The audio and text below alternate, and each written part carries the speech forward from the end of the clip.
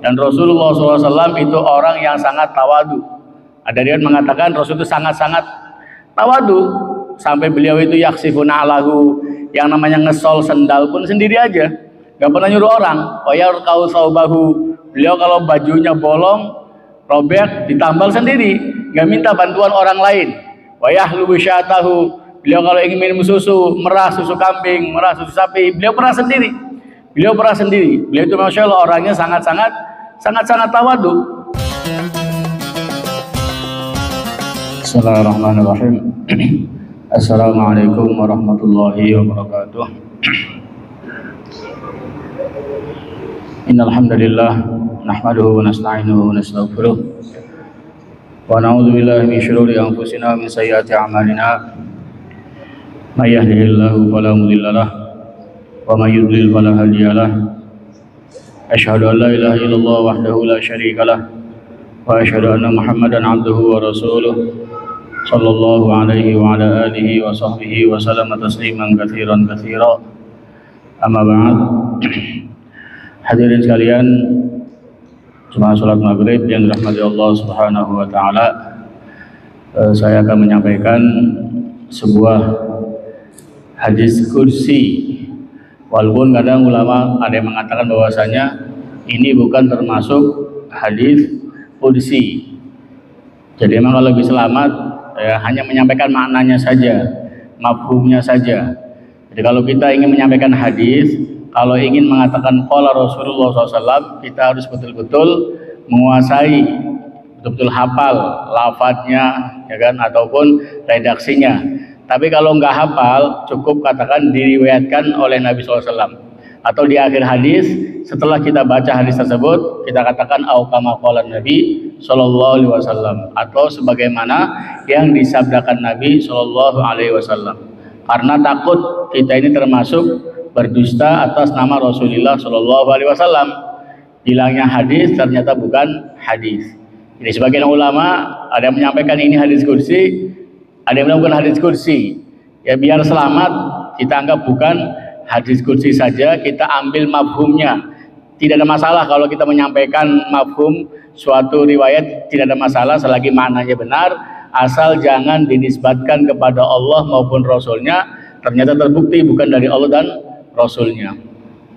Jadi ada kata-kata mengatakan uhibbu salasan wa hubbi li salasin asyad. Kata Allah, saya ini cinta 3 perkara, dan cintaku kepada 3 perkara yang lain ini lebih sangat lagi. Yang pertama, kata Allah, uhibbul faqiral mutawadhi'a, aku mencintai orang fakir yang tawadu. Wa hubbi lil ghaniyil mutawadhi asyad, dan cintaku untuk orang kaya yang tawadu itu lebih lagi. Wa uhibbul ghaniyal karima, dan saya suka kepada orang kaya yang dermawan. Wa hubbi lil faqiril karimi asyad, dan kecintaanku kepada orang fakir yang dermawan lebih lagi. Dan yang ketiga, Allah mengatakan wa uhibbus syaikha at-ta'i'a, saya ini menyukai orang tua yang taat beribadah. Wa hubbi lisyabit ta'i asyad, dan kecintaanku kepada pemuda yang taat beribadah itu lebih sangat lagi. Jadi ada asar mengatakan bahwasanya Allah ini menyukai 3 perkara, dan menyukai 3 perkara lagi lebih cinta lagi. Yang pertama, Allah itu dia menyukai, senang kepada orang fakir yang tawadu. Jadi orang fakir memang sudah seharusnya tawadu. Tawadu itu rendah hati, rendah diri, lawannya sombong. Ya orang kaya apa yang disombongkan, dia mesti jadi orang yang tawadu, harus jadi orang yang rendah hati. Kalau dia sombong, apa yang disombongkan daripada orang miskin tersebut. Dan kata Allah, kecintaanku kepada orang kaya yang tawadu itu lebih lagi. Jadi Allah sangat cinta kepada orang kaya, tapi dia tawadu. Masya Allah, dia punya harta, punya jabatan, punya kekuasaan, punya segalanya, layak untuk disombongkan di hadapan manusia. Tapi Masya Allah, orang kaya tadi dia bisa berlaku rendah hati, tawadu. Ini betul-betul Allah suka, Allah cinta dengan orang kaya yang tawadu. Memang dalam agama kita tawadu dianjurkan, kaya miskin dianjurkan. Dan Rasulullah SAW itu orang yang sangat tawadu. Ada riwayat mengatakan Rasul itu sangat-sangat tawadu sampai beliau itu yaksifuna alahu, yang namanya ngesol sendal pun sendiri aja, nggak pernah nyuruh orang. Wayarqau saubahu, beliau kalau bajunya bolong robek ditambal sendiri, nggak minta bantuan orang lain. Wayahlubu syatahu, beliau kalau ingin minum susu, merah susu kambing, merah susu sapi, beliau pernah sendiri. Beliau itu masya Allah orangnya sangat-sangat tawadu, sangat-sangat tawadu. Makanya para sahabatnya juga masya Allah orang-orang yang tawadu. Hatta para khalifah yang 4 sekalipun khalifah ini pengganti Rasulullah SAW, dan mereka asalnya orang kaya semua.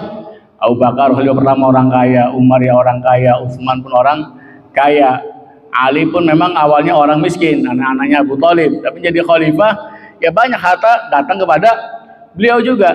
Tapi kalau kita baca kisah-kisah mereka itu betul-betul tawadu dalam kehidupannya. Abu Bakar As-Siddiq radhiyallahu anhu ketika beliau itu diangkat menjadi khalifah, ya awal kali ceramah yang beliau sampaikan itu, beliau berkhutbah setelah diangkat khalifah, dia bilang qad wullitu alaikum wa lastu bi khairikum. Saya ini telah diangkat menjadi pemimpin kalian, tapi bukan berarti saya ini orang yang terbaik di antara kalian. Ini tawadunya beliau. Bahkan setelah diangkat jadi khalifah, beliau masih pergi ke pasar buat berdagang, karena kerja beliau berdagang, dagang di pasar. Jadi khalifah tetap berdagang. Akhirnya lama-lama Umar bin Khattab melihat, wah kalau khalifah dagang sibuk di pasar, siapa yang urus umat? Akhirnya diomong sama Umar, weh khalifah Abu Bakar, Anda ini khalifah, punya tanggung jawab mengurus umat. Kalau Anda masih sibuk di pasar, bagaimana ini keadaan umat? Sudah sekarang Anda berhenti berdagangnya. Akhirnya karena berdagang dikasih gaji daripada Baitul Mal, masya Allah, dikasih gaji dari Baitul Mal. Tapi gaji pun masya Allah beliau nggak mau besar-besar, sampai ketika pernah itu istrinya akan minta makan enak sama suaminya.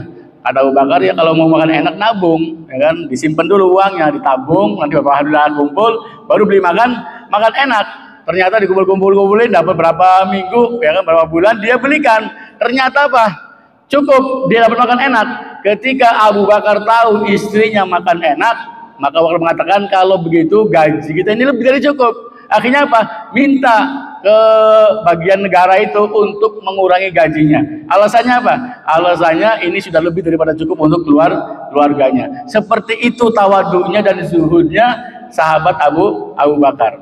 Bahkan beliau telah jadi khalifah, beliau itu masih memerah susu dari kambing-kambing itu, susu kambing untuk orang-orang kampungnya. Jadi sebelum jadi khalifah pun kebiasaan beliau itu selalu merah susu kambing buat orang kampung. Ketika beliau dibaiat, ada budak wanita dari kampung tersebut sempat berbicara, al-an la yahlubulana. Sekarang nggak mungkin Abu Bakar itu akan memerah susu kambing buat kita. Kenapa? Dia sudah jadi khalifah, sibuk, ya kan? Sudah jadi khalifah. Maka kata Abu Bakar, bala, enggak bakal. Lauhal libanaha lakum. Saya pasti akan memerahkan susu kambing itu buat kalian. Sekalipun saya sibuk, tetap saya akan sempatkan. Wa inni la arju alla yughayyirani ma dakhaltu fi. Dan saya berharap tidak ada yang merubah saya ketika saya sudah masuk kepada hal tersebut. Walaupun sudah duduk di jabatan, kursi jabatan, jadi khalifah, tetap, ya kan, saya jangan berubah. Inilah tawadunya Abu Bakar radhiyallahu anhu. Bahkan beliau pernah mengatakan, waditu anni sya'ratun fi jambi abdin mu'min. Saya itu berharap, saya ingin, saya itu hanyalah sehelai rambut di sisi hamba orang yang beriman. Biasa, bukan orang yang hebat, hanya sehelai rambut saja. Ini beliau padahal masya Allah orang yang dijamin masuk surga masih hidupnya. Beliau yang menggelar As-Siddiq, yang membenarkan Rasulullah Shallallahu Alaihi Wasallam. Bahkan temannya Nabi di Gua Hiro, di Gua Sur. Bahkan beliau juga khalifah pengganti Rasulullah Shallallahu Alaihi Wasallam. Tapi beliau tidak sombong dengan itu semua, tapi beliau tawadhu kepada umat baginda Muhammad sallallahu alaihi wasallam. Umar bin Khattab, orang yang sifatnya keras. Khalifah yang kedua, Masya Allah ya kan, orang yang kuat, pemberani. Cuman apa? Beliau itu sangat-sangat tawadu juga. Pernah Umar bin Khattab keluar ke negeri Syam, dan bersama beliau itu ada Abu Ubaidah bin Jarrah. Jadi yang menaklukkan Baitul Maqdis, pernah Baitul Maqdis jatuh ke tangan Muslim kapan? Pertama kali di zamannya Khalifah Umar bin Khattab radhiyallahu anhu. Baitul Maqdis Palestina yang sekarang dijajah itu betul-betul ya kan takluk, diserahkan kuncinya kepada Khalifah Umar bin Khattab. Maka panglimanya Abu Ubaidah bin Jarrah ngasih tahu, wahai Umar, datang ke sini untuk menerima apa namanya itu kunci Baitul Maqdis. Itu Umar datang ke sana naik onta. Tawadunya Umar, naik onta saja bergantian sama Abu Ubaidah bin Jarrah. Kalau Umar yang naik, Abu Ubaidah yang nuntun. Kalau Abu Ubaidah yang naik, Umar yang nuntun. Pas masuk Baitul Maqdis, itu gilirannya Abu Ubaidah bin Jarrah yang naik ontanya, Umar yang harus turun. Bahkan beliau turun, bahkan beliau Masya Allah copot kedua sendalnya dan ditaruh di atas pundaknya, ya kan? Dan dia tuntun itu onta. Yang naik siapa? Panglimanya, bawahannya Abu Ubaidah ibnul Jarrah. Bahkan dia ambil tali kekang onta itu, ya kan, dia masuk ke Baitul Maqdis. Kata Abu Ubaidah, ya Amirul Mukminin, kenapa engkau melakukan ini? Kamu copot dua sendalmu, bahkan ditaruh di atas pundakmu, bahkan kamu dinarik apa pelana onta kamu, ya kan, bahkan masuk ke situ. Saya nih tidaklah menyenangkan saya. Kenapa ahlu negeri ini akan menghormati kamu? Kamu kok begini gitu kan? Maka Umar mengatakan, "Lau yaqulu dzal ghairuk Abu Ubaidah," kalau yang mengatakan selainmu wahai Abu Ubaidah, ja'altuhu nakal li Muhammad sallallahu alaihi wasallam. Dia akan jadi, saya akan hukumlah. Saya akan berikan hukuman, pelajaran buat umat Muhammad sallallahu alaihi wasallam. Kata beliau, "Inna kunna adzalla qaumin." Kita itu dulunya semuanya adalah kaum yang hina. Nggak ngerti apa-apa, nggak punya apa-apa. Kita hina. Dihinakan Allah, kerja hari-hari, mabok, zina, judi, bunuh orang, perang di antara kita, betul-betul jahiliyah. Fa'azzanallahu bil Islam, maka Allah muliakan kita dengan Islam. Famahma natlubil izza bi ghairi ma a'azzanallah adzallanallah. Kapan kita mencari kemuliaan selain yang Allah muliakan kepada kita dengan agama ini, dengan Islam, maka Allah pasti akan menghinakan kita. Ini masyhur ucapan beliau, nahnu qaumun a'azzanallah. Kita satu kaum yang dimuliakan oleh Allah Subhanahu wa taala. Wa idza taqaina al-izzah bi ghairihi, kalau kita mencari kemuliaan di luar Islam, Allah pasti hinakan kita. Ya Umar masuk. Dan memang apa disebutkan dalam kitab-kitab mereka, ahlu kitab, orang-orang Yahudi, yang akan menerima kunci Baitul Maqdis itu orangnya tawadu. Ya begitu cirinya. Tawadu, nuntun onta, bukan orang yang terlalu hebat gitu kan, pakaiannya wah, tidak, sederhana seperti Umar bin Khattab radhiyallahu taala anhu. Akhirnya kunci pun diberikan kepada Umar bin Khattab. Dan juga diriwayatkan dari Qais bin Abi Hazim, dia mengatakan ketika Umar bin Khattab datang ke negeri Syam, itu disambut oleh para ulamanya, pembesarnya. Bahkan dikatakan kepada Umar, irkab hadzal birzaun, wahai Umar, naiklah, tunggangilah, ya kan, kayak kuda lah, hewan di bawah kuda ini, ya rokan nas, supaya manusia melihat Anda. Umar mengatakan, innakum tarawnal amra min hauna. Kami itu melihat urusan itu dari sini. Ya kan, orang kalau ingin dihormati harus naik onta dulu, naik kendaraan dulu yang bagus. Kata Umar, innamal amru min hauna. Urusan itu datangnya dari sini. Dia nunjuk tangannya ke langit. Dari situ katanya urusan itu. Khallu sabili, biarkan jalan saya, biarkan jalan saya. Ini beliau tawaduknya, masya Allah. Dikasih suruh naik pun dia tidak mau, ditolak. Ya kan, ini tawaduknya Umar ibnul Khattab. Bahkan kata Abi Mahdzurah, suatu ketika saya pernah duduk di samping Umar bin Khattab anhu, datang Sofwan bin Umayyah dengan nampan yang dibawa oleh seseorang, pakai ditutupi gitu kan, lalu ditaruh di hadapan Umar. Lalu apa? Umar manggil manusia, orang-orang miskin, budak-budak dari budak manusia, ya kan, suruh apa? Suruh kumpul di sekelilingnya. Lalu Umar makan, ya kan, mereka makan bersama Umar ibnul Khattab. Kemudian ketika itu beliau mengatakan, semoga Allah melakukan, ya kan, berbuat sesuatu kepada kaum yang mereka mencintai budak-budak mereka untuk makan bersama mereka. Maka Sofwan ngerasa mungkin tersindir, dia mengatakan, wallahi saya nggak benci mereka, tapi apa kami itu mengutamakan atas mereka. Tapi kenapa? Kami tahu wallahi kami tidak mendapati makanan yang baik apa yang kami makan, maka kami beri makan kepada mereka orang-orang miskin. Itu Umar bin Khattab walaupun khalifah kadang masya Allah ajak orang-orang miskin kumpul di sekitar beliau makan bareng bersama beliau. Bahkan Urwah bin Zubair radhiyallahu anhuma pernah dia mengatakan melihat Umar bin Khattab itu di atas pundaknya dia bawa kirbah. Kirbah itu gentong air lah, gentong air, ember kayak itu mah. Dia bawa ember di pundaknya. Maka kata Urwah bin Zubair, ya Amir Mukminin, la yang bagi laka hadza, tidak layak, tidak cocok, tidak pantas kamu melakukan ini. Masa khalifah manggul-manggul ember? Maka kata beliau, lama atanil wufud, tatkala datang para utusan, rombongan-rombongan ya kan ke saya sebagai khalifah, sami'in, mereka semua mendengar ucapan saya, muti'in, taat dengan ucapan saya. Akhirnya apa? Dakhalat nafsi naqwa, masuk dalam diriku ini ngerasa lebih hebat, rasa lebih besar, lebih hebat, atau rasa sombong lah daripada yang lainnya. Kenapa? Ngomong didengar, semua orang dia merintahkan ditaati, dituruti. Maka saya ngerombong. Akhirnya apa? Fa'aratu an aksiraha, saya ingin menghancurkan. Fa'aratu an aksiraha, saya ingin menghancurkan kesombongan itu dengan membawa ember tadi. Seperti itunya ya kan tawadunya Umar Ibn Khattab radhiyallahu taala anhu. Banyak kadang kisah-kisah para ulama itu kan habis ceramah mungkin ngerasa ceramahnya didengar oleh orang, banyak yang nangis-nangis juga mungkin terkesan dengan ceramahnya. Selesai ceramah dia malah masuk ke WC, dia sikat WC, dia bersihkan WC. Tujuannya apa? Dibilang untuk menghilangkan kesombongan yang masuk dalam hati saya. Seperti itunya tawadu ya kan, harus dipelajari, harus dilawan juga. Nah, Allah suka sama orang kaya, orang yang punya kuasa, tapi masya Allah dia tawadu. Utsman bin Affan, khalifah, tawadu juga. Pernah Al Hasan mengatakan, saya melihat Utsman bin Affan yaqilu fil masjid, tidur siang di masjid. Wa huwa yawma idzin khalifah, dia saat itu adalah khalifah. Bayangkan khalifah, presiden kalau sekarang gitu kan, tidur di masjid, tidur siang di masjid, biasa saja. Ya kan, nggak ada kawalan, nggak ada apa. Memang beliau pun matinya dibunuh gitu kan.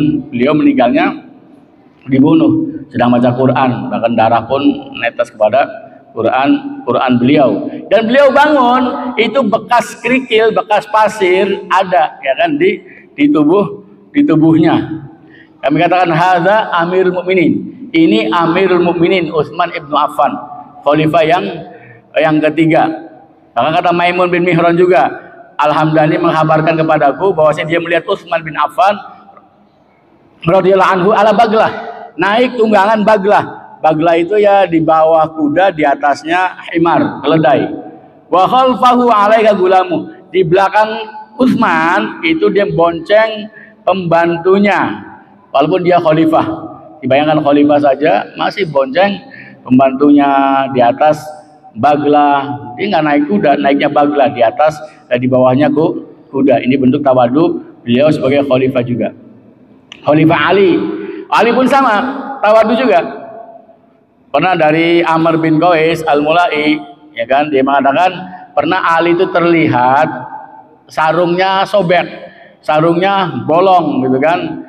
Ada yang bilang, talbasul marku, kenapa kamu khalifah ini kau pakai yang tambal-tambal gitu kan, bolong begitu. Dibilang yaqtadil bihil mu'min wa yakhshaw bil qalb. Itu dengan pakaian tambalan ya orang mukmin akan mengikuti dan hati ini akan menjadi lebih khusyuk. Dalam lafaz lain pernah Ali agak-agak diomong gitu kan tentang pakaiannya. Maka dia mengatakan pakaian saya ini lebih jauh daripada kesombongan dan lebih layak untuk diikuti oleh seorang muslim. Ini jawaban beliau. Pernah beliau dikritiki kena bajunya, kata beliau innalabu sihada ab'ad minal kibir wa ajdaru ayyaqtadiya bihil muslim. Ini pakai bajuku lebih jauh daripada kesombongan dan lebih layak untuk diikuti oleh orang muslim. Jadi orang-orang dulu masya Allah para khalifah di zaman dulu itu hidupnya tawadu, ya kan? Dan insya Allah nggak hina. Kata Rasul, ma tawadu ahadun lillah, ma tawadu ahadun illa a'azzahullah. Ada asal mengatakan tidaklah seorang muslim tawadu kecuali pasti Allah akan muliakan. Kecuali pasti Allah muliakan. Jadi orang tawadu rendah hati, merendahkan dirinya, tapi di situ Allah muliakan dia. Muliakan dia, orang nggak bakal hina gara-gara tidur siang di masjid, ya kan? Khalifah jadi tidur siang di masjid dihina, tidak. Malah kemudian bagi dia masih menyembah Allah Subhanahu wa taala, tidak lupa kepada Allah Subhanahu wa taala. Dia mencontohkan kepada rakyatnya beribadah kepada Allah Subhanahu wa taala. Jadi Allah yang pertama, Allah suka sama orang miskin yang tawadu, tapi Allah lebih suka kepada orang kaya, ya kan? Orang yang punya kekuasaan tapi dia tawadu, rendah hati, ya kan? Rendah hati. Yang kedua, Allah katakan wahibbul ghaniyal karima, dan aku ini senang kepada orang kaya yang dermawan. Wa hubbi lil faqiril karimi asyad, dan kecintaanku kepada orang fakir yang dermawan lebih lagi. Jadi orang kaya dermawan wajar ya, orang kaya dermawan. Namanya orang kaya, dia punya harta ya harus dermawan. Buat apa lagi hartanya kalau nggak diinfakkan di jalan Allah Subhanahu wa taala? Kalau dikumpul-kumpul saja di Quran tuh nggak ada ayat untuk mengumpulkan harta, tuh nggak ada. Yang ada malah celaan. Wailul likulli humazatil lumazah. Celaka untuk para pengumpat. Siapa dia? Alladzi jama'a malan wa adadah. Orang yang ngumpul-ngumpul harta dan menghitung-hitungnya. Yahsabu anna malahu akhlada. Dia kira hartanya akan mengekalkan dia di dunia. Tetap aja punya harta banyak juga pasti mati juga. Pasti mati juga, ya kan? Pasti akan mati. Maka apa? Gunakan harta itu untuk, ya kan, kepentingan Allah, kepentingan Rasul, kepentingan daripada kaum muslimin. Itu Abu Bakar orang kaya, toko banyak, ya kan? Dan beliau pun masya Allah dermawan. Umar bin Khattab orang kaya. Pernah Umar bin Khattab ketika mendengar sabda Nabi SAW anjuran tentang sedekah, maka Umar dalam hatinya dia mengatakan, sesungguhnya saya ini punya harta banyak, insya Allah saya akan sedekahkan harta itu. Akhirnya apa? Dia mau datang ke Nabi, ingin bawa hartanya, tujuannya ingin mengalahkan Abu Bakar radhiyallahu anhu dalam masalah kedermawanan. Jadi Abu Bakar ini selalu unggul daripada Umar dalam segala hal, hatta dalam infak, dalam sedekah, dalam kedermawanan. Jadi pada hadis mengatakan, Umar, saya datang dengan separuh harta saya. Maka Rasul Nabi SAW, maka Rasul mengatakan, ma abqaita li ahlik, apa yang kau sisakan buat keluargamu wahai Umar? Kata saya, mitlah, sepertinya wahai Rasul, sepertinya. Maksudnya apa? Separuh saya bawa, separuh saya tinggalkan. Tiba-tiba Abu Bakar datang dengan dia membawa apa yang semua dia miliki. Maka ketika Rasul nanya, ya Abu Bakar, ma abqaita li ahlik, apa yang kau tinggalkan buat keluargamu? Abu Bakar menjawab, abqaitu lahumullah wa rasulah, aku tinggalkan hanya Allah dan Rasulnya saja buat mereka. Bayangkan, Abu Bakar pernah infak seluruh hartanya. Buat kita yang nggak boleh, buat kita umat Nabi selain beliau dilarang. Separuh saja kalau sekarang itu udah nggak dianjurkan. Ini zaman dulu, zaman perjuangan. Sekarang itu paling banyak maksimal sepertiga, udah paling pol. Sa'ad bin Waqqas orang kaya, dia mau meninggal dunia, sudah tua ya Rasul, saya ini orang kaya, harta banyak, mau meninggal, itulah saya wasiatkanlah harta dibuat kepentingan agama semua. Jangan. Oke, berapa? Tadi mau separuhnya, jangan. Separuh semuanya. Berapa? Sepertiganya. Cukup. Sepertiga itu sudah paling banyak. Lebih baik kau tinggalkan anak istrimu dalam keadaan cukup daripada meninggalkan mereka tanpa kekurangan. Kalau kurang, nanti mereka malah minta-minta di jalan, malah minta-minta sama orang. Jadi intinya dalam Islam dianjurkan kalau ada wasiat, orang mau pesen wasiat buat masjid, wasiat buat pesantren, wasiat buat apalah gitu kan, buat kepentingan agama, maksimal sepertiga itu sudah bagus. Jadi 2/3 jatahnya ahli waris. Kalau bisa jangan sepertiga, 1/4, 1/5, 1/6 gitu. Baru itu yang wasiatkan begitu. Jadi Abu Bakar zaman dulu ya kan diterima. Bayangkan dia bawa semuanya.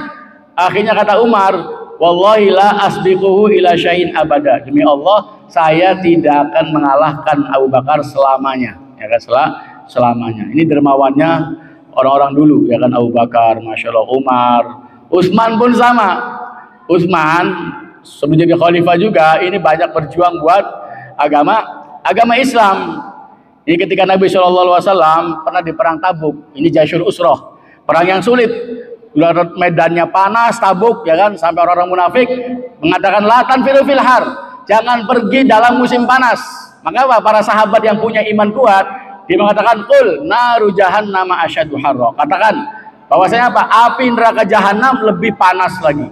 Akhirnya karena pasukan sulit ini butuh biaya, Rasul mengatakan manjahaja jaishan falahul jannah, siapa yang menyiapkan pasukan ini baginya surga. Maka Utsman Masya Allah menyiapkan kebutuhan pasukan, ya kan, pasukan Usra ini di perang Tabuk yang sangat sulit tersebut, itu 1 bulan perang, mendekati 10.000 pasukan disumbang sama beliau. 10.000 orang pasukan dari hartanya khusus. Bayangkan, memberi bekal kepada 10.000, makannya ya segala dalam perjalanannya. Umar, ya kan, senjatanya, makanannya, semua lain-lainnya, Utsman ibn Affan yang menyiapkan. Ini Masya Allah gitu kan, beliau itu orang-orang yang dermawan. Bahkan ketika orang Islam juga susah air, kekeringan, ada Yahudi punya sumur, ya kan, Rasul mengatakan man hafara bi'ran falahul jannah, siapa yang gali sumur baginya surga. Maka Umar tawar tuh sumurnya orang-orang Yahudi, dijual enggak, dijual harga mahal. Berapa harganya? Dimahal berkali-kali lipat pun dibayar sama Utsman ibn Affan. Dibayar sama beliau, ya kan, sampai akhirnya apa, wakafnya sampai sekarang masih dinikmati oleh kaum muslimin di Mekah sana, kalau masih ada. Ini bekas jasanya wakaf yang Utsman ibnu Affan, Masya Allah, telah membeli sumur rumah, bahkan diwakafkan buat kaum muslimin. Intinya banyak jasanya Utsman ibnu Affan dalam membantu kepentingan kaum muslimin. Beliau sangat dermawan. Abu Thalha dermawan juga, orang kaya, jadi wajar kalau orang kaya itu dermawan. Jadi Abu Thalha ini orang Ansor, bukan Muhajirin. Abu Bakar, Umar, Utsman ini orang Ansor. Kalau Abu Thalha ini orang Muhajirin. Kalau Abu Thalha itu orang Ansor, tinggal di Madinah, banyak hartanya. Dia punya kebun namanya Bairuha di samping masjid Nabi. Nabi SAW sering masuk ke kebun itu, minum airnya. Ketika turun ayat yang mengatakan lan tanalul birra hatta tunfiqu mimma tuhibbun, tidaklah kalian mendapatkan kebaikan sehingga kalian menginfakkan apa yang kalian cintai. Maka apa? Dia datang ke Nabi, dia baca ayat dan dia kabarkan, wahai Rasul, saya punya harta yang paling saya cintai. Apa? Kebun saya, namanya Bairuha, yang Rasul sering masuk. Airnya manis, Masya Allah, segar gitu kan. Ini saya letakkan, ini wahai Rasul, saya serahkan untuk kepentingan agama. Gunakan berkepentingan Allah dan Rasulnya. Sampai Rasul mengatakan, Masya Allah, apa namanya, dzalika malun rabih, dzalika malun rabih, itu harta yang menguntungkan, itu harta yang menguntungkan, ya kan. Akhirnya kata Rasul, saya melihatnya ini kebun, udahlah buat kerabat kamu saja. Ini dermawannya Abu Thalha radhiyallahu taala anhu, dan banyak di kalangan sahabat yang kaya-kaya terkenal dermawan. Maka kata hadis qudsi tadi, Allah mencintai, menyukai orang kaya yang dermawan, tapi Allah lebih suka kepada orang miskin yang dermawan. Orang kaya dermawan wajar, uangnya ada. Kalau orang miskin, uang pas-pasan, mau dermawan. Tapi ada di zaman sahabat banyak orang miskin nggak punya apa-apa tapi dermawan, ya kan? Kenapa? Saking inginnya sedekah, saking inginnya infak. Ini di zaman dulu, Masya Allah. Pernah Rasul punya tamu di Masjid Nabawi, itu orang sedang puasa. Ya Rasul, sedang puasa, ada nggak bukaan buat saya? Rasul tanya ke istrinya, ada nggak? Ini ibu saya punya tamu puasa, ada nggak bukan makanan buat dia? Kata istrinya, nggak ada. Ada juga air doang, wahai Rasul, gitu kan. Ini keluarga Nabi, ini keluarga Rasulullah gitu kan, rumah tangganya. Nanya ke istri yang lain, sama, nggak ada wahai Rasul makanan, adanya air saja. Ya sudahlah, nanti saya tawarkan ke teman-teman saya, sahabat-sahabat saya. Rasul tawarkan, ada seorang sahabat nyanggupi, sahabat Sabit kalau nggak salah, Bilang angkat tangan, ya Rasul, saya siap menjamu tamu Anda. Ya sudah, bawa pulang ke tempat Anda, bawa pulang ke rumahnya. Nanya ke istrinya, ini ada tamu Rasul, dia puasa, adakah makanan buat dia? Wahai suamiku, tidak ada makanan sama sekali. Kalaupun ada, hanya cukup buat anak kita, nggak ada jatah kita sama sekali. Tolong siapkan makanannya. Pas saya makan dengan tamu, tolong matikan lampunya, biar tamu makan dengan kenyang, kita sekeluarga nggak usah makan sama sekali. Akhirnya apa? Datang, dilakukan sama istrinya rencana tersebut, dimatikan lampunya pas makan. Akhirnya tamu makan dengan kenyang, padahal masa rumah tangga itu suaminya, istrinya, anak-anaknya nggak ada yang makan sama sekali. Besoknya datang ke Rasulullah SAW. Rasul mengatakan, laqad ajiballah, Allah telah kagum terhadap jamuan kamu kepada tamu kamu semalam. Allah turunkan firman-Nya yang mengatakan, wa yu'siruna ala anfusihim walau kana bihim khasasah, dan mereka mengutamakan saudara mereka, ya kan, kaum muhajirin atas diri mereka, walaupun mereka sendiri dalam keadaan susah, dalam keadaan lapar. Bayangkan, dipuji, miskin masih bisa sedekah menghormati tamunya Rasulullah Shallallahu Alaihi Wasallam. Ini hebatnya sahabat, ini kelebihannya sahabat-sahabat Nabi Shallallahu Alaihi Wasallam. Atau orang yang miskin saja ingin korban, ingin infak, tapi ingin ikut perang, cuman sama Rasul ditolak. Maaf, saya nggak bisa bawa kalian. Kenapa? Ya orang pergi perang itu perlu dana, perlu modal buat makan, minum, senjata, buat macam-macam keperluan di jalan, ditolak. Akhirnya apa kata Allah? Tawallau wa a'yunuhum tafidu minad dama. Mereka pulang ke rumah, matanya banjir air mata, nangis blebelan. Kenapa? Tidak bisa diterima dalam perjuangan di jalan Allah Subhanahu wa taala. Kenapa alasannya? Kata Allah, hazanan alla yajidu ma yunfiqun. Mereka sedih karena tidak punya sesuatu buat diinfakkan di jalan Allah. Ini orang miskin sahabat nggak bisa infak, nangis. Orang miskin sahabat itu nggak bisa infak, nangis. Kenapa? Semangat dermawannya tinggi, ingin berkorban di jalan Allah Subhanahu wa taala. Maka kalau ada orang miskin dermawan, masya Allah, mau membantu perjuangan agama, ini orang yang dicintai oleh Allah Subhanahu wa taala. Allah suka sama orang kaya dermawan, tapi lebih suka kepada orang miskin yang dermawan. Dan yang ketiganya adalah kata Allah, saya suka orang tua yang taat ibadah, tapi kecintaanku untuk pemuda yang taat lebih lagi. Jadi kalau orang tua taat, ahlu masjid, ya kan, sering ke masjid, sering beribadah, wajar. Sudah bau tanah, sudah tua, tinggal matinya saja, kayak kan, mau kapan lagi ibadah pada Allah Subhanahu wa taala. Itu zaman sahabat mah, zaman tabi'in, 40 tahun sudah pensiun muda, nggak kerja lagi. Boleh orang cari duit, takkan umur 70 tahun pun boleh-boleh saja. Cuman tabi'in kalau 40 tahun